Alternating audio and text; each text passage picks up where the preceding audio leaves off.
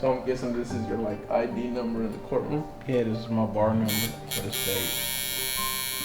I always knew I wanted to be a public defender before I knew what a public defender was. I used to always get harassed by the police, and I said, I want to be somebody that prevents people from doing this.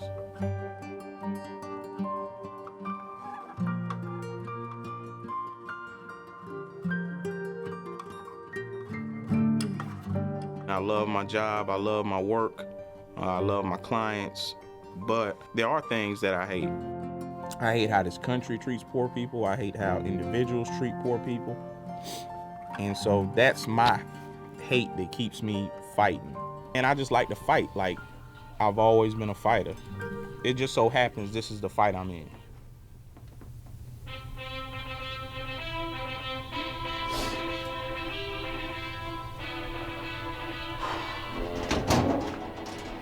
I listen to the theme of Rocky before every trial, get a little cranked up and just get ready to go. When they say the state of Georgia versus Joe Blow, I look at it like, you gotta get through me to get to Joe Blow. The state repeatedly in their opening statement found it important to tell you that this is not a serious case, but it has serious consequences. Serious consequences for that young man.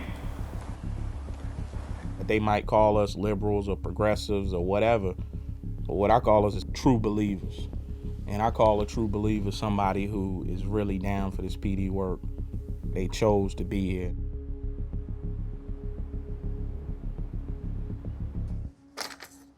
I feel severely the amount of time and the people's freedoms that is on my shoulders every day. And so I work 7 days a week, but just knowing that, you know, in a given case, if I don't do all I need to do, somebody's gonna go to prison. I think about that every case.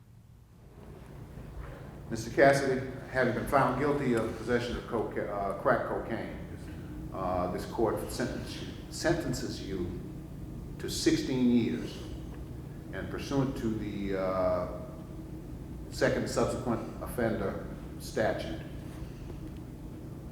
doubles that sentence to 32 years.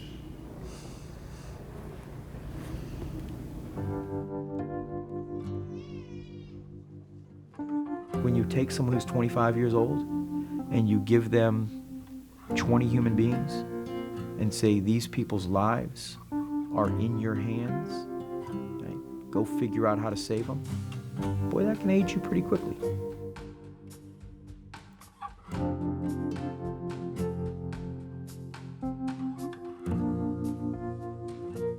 What this program is so much about is recruiting young, eager lawyers that want to join the struggle, giving them the kind of training you need to think about how to deal with some really difficult challenges, and giving you support so you can do it.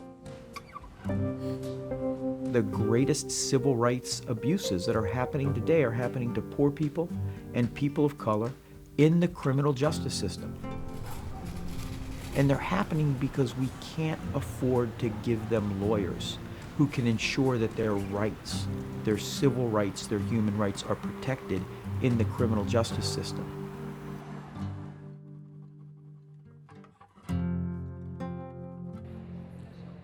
I think what makes the South exceptional is that there tends to be a very high concentration of broken criminal justice systems. It's a system that sends a message to every public defender about the way they're supposed to practice. If you want to survive in this system, you can't fight judges every day to try to force them to do what's right. You have to get along to make this system work. what our public defenders are doing is they are saying, we're going to change the world one person at a time. Those lawyers are doing civil rights work. Most of them, their names will be forgotten, but their legacy is going to be a criminal justice system that we all know every person deserves.